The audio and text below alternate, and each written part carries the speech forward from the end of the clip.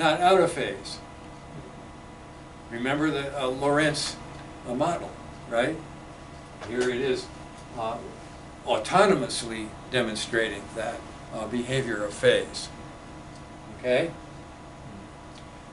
And that's what you get from just taking this thing and rotating it a little bit. So the more difference I put in, the bigger I make the A crank,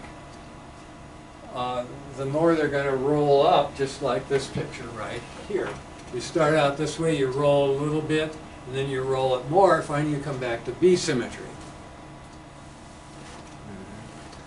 And if we didn't have those mode phasers broke in this app, we'd be able to see it. I apologize. That would help. I Definitely help. Definitely help. It'll be up within the day. Okay, now here's a picture of all of the possibilities that you could have with this. I'm going to go ahead and stop this one.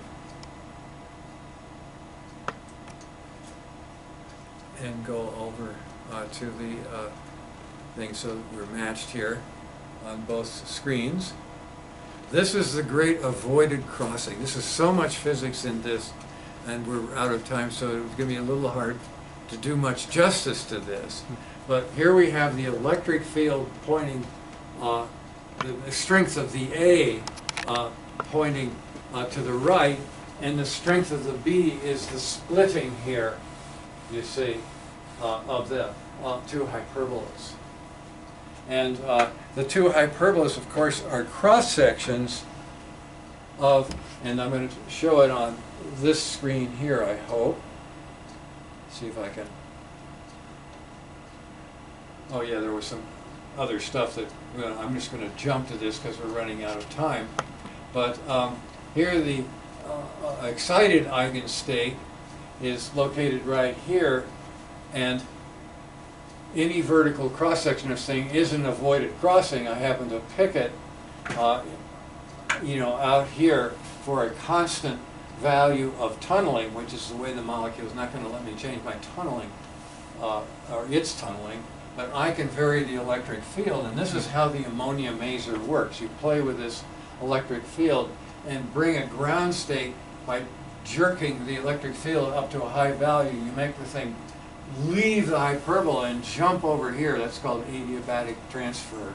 And that produces a whole population of excited states. You let it fall back to here, and then it resonates in a microwave cavity, and that was the beginning of the laser revolution, 1956. Charles Townes and Company. We owe a lot to that little thing that came out of World War II. That's where they got the big klystrons from radar machines. Okay, so that's something that's, you know, really important. And with all three of them going, the eigenstates are ellipses. Now we definitely are out of time here, but let me just show you what is waiting for you if you want to go ahead and read this stuff. And this is these are classical trajectories that correspond to rotations that are in various directions. This is where you actually see the torus. This is a real mathematical torus that the curves are all processing on. These are our two extremes, Faraday rotation and the B-type birefringence and the C-type Faraday rotation. Here's where you got both of them going at once. Here is an actual 3D picture which you can stereo to see where the trajectories follow the torus. There's the Stokes thing, which is also in 3D, that lets you see what it was that made that really complicated thing. So here's your complicated picture where you've got the full trajectory showing the elliptical thing that's processing in 4 dimensions. And there's the ABC, which makes it simpler. So the rest of this is to handle ellipsometry. This is the standard form of ellipsometry coordinates that would make the ellipses that we saw when we were doing the sophomore physics Earth. And what's really important here is to pay attention where the thing touches the boundaries, those contact points. and this is true for all of these ellipses. The contact points are where you read off the actual phase lag that this thing has. So this is standard parameters, the kinds that Sur and Singh used in their studies. The idea is to marry those to the Euler angle approach so you can do the group theory. So you take the xp1, x2, p2 things that you get from this, and there's our friend for Euler. And of course we can do it for Darboux because we've already made that conversion. But this is what's going to let you use the Euler angles on any of the problems that involve ellipsometry. So you have some really beautiful geometry here that you can see.